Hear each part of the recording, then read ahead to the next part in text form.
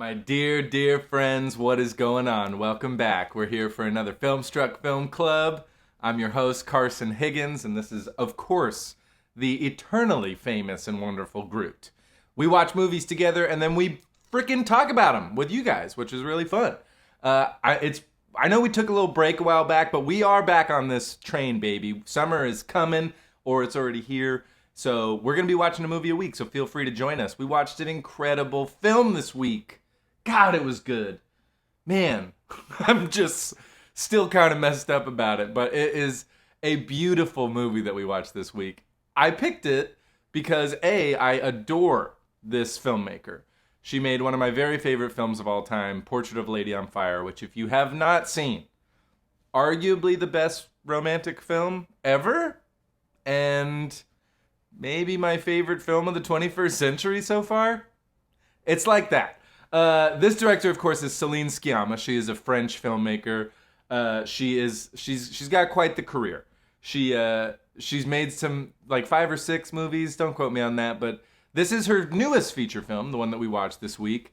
It is a whopping 72 minutes long, which is it a really short feature film? Is it a really long short film? I don't know. Either way, it doesn't take up much of your time, but you're going to have a profoundly different soul after you watch this film. It is a beautiful myth in many ways. I'm going to get right to it and we can talk about the film now.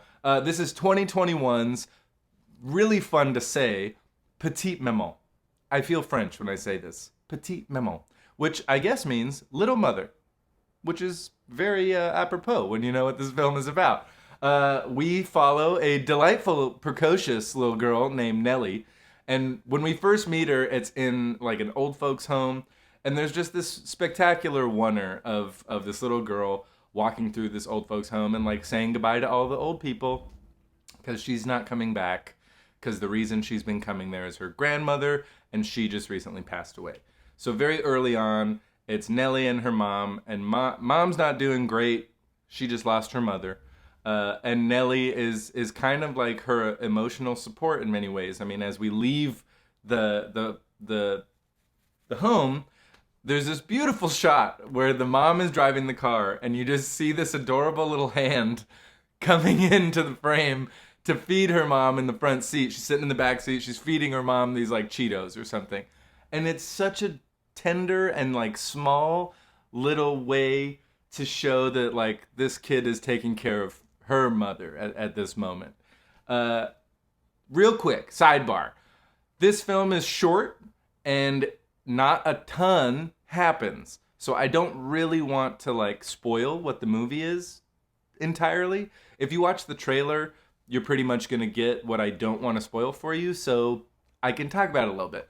But what this film is pretty much all about is imagine a world where you go outside to play, and you're an 8-year-old kid, you go outside to play, and there's another little kid there. You never met them before, but they have an eerily similar look to you.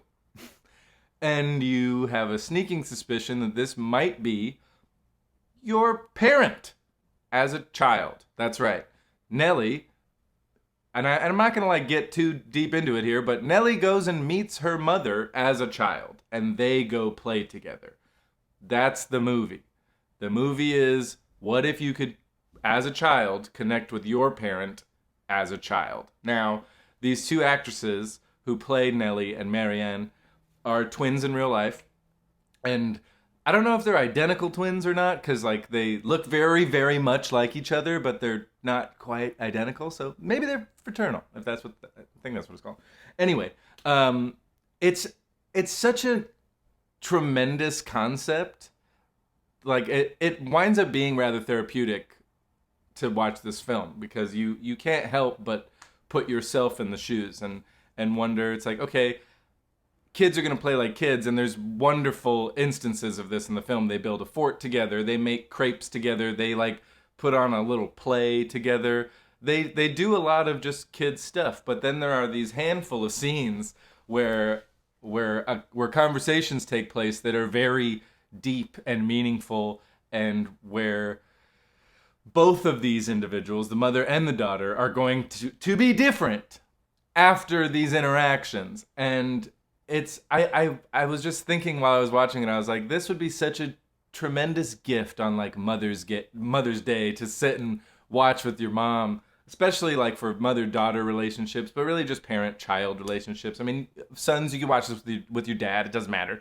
But I just feel like there's gonna be a more potent resonance if a mother and daughter sit and watch this movie together.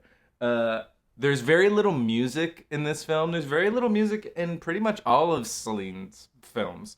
She really does this great thing where I found this to be true in both Petite Maman and Portrait of a Lady on Fire, where since there is no music and the camera a lot of times is rather still, if you were to add the wrong music, it could be a horror film. If you were to add the wrong music, it could be just like a romantic comedy. But the absence of music entirely really just makes it almost like very real, but also almost dreamlike.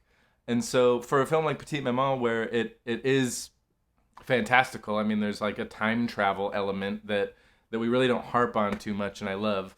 But there's just something about this movie, man. It's really a touching and sweet thing. It was a recent release. Check this out.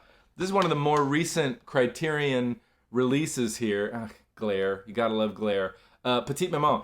I recommend buying this because there's a separate special feature of a film that was co-written by Celine Sciamma. It is a stop-motion animated film called My Life as a Zucchini.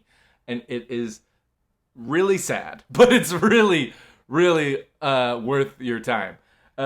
Speaking of this animated film, I learned that this film, Petite Maman, was kind of originally conceived to be an animated film. So I found myself while I was watching it many times, I was like, this feels like a Studio Ghibli, Miyazaki kind of film. Like you could take it shot for shot as is and just hand draw it, and it would be such a good addition to that Studio Ghibli arsenal of films.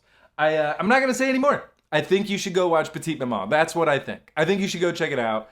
And if you haven't seen Portrait of a Lady on Fire, I think you should watch that. And if you haven't seen My Life as a Zucchini, I think you should watch that. This woman is a force to be reckoned with. We're going to be talking about Celine Sciamma for pretty much the rest of our lives. So get to know her. She's a great lady. You're great. I'm so glad you came. We're all done. Say goodbye, Groot.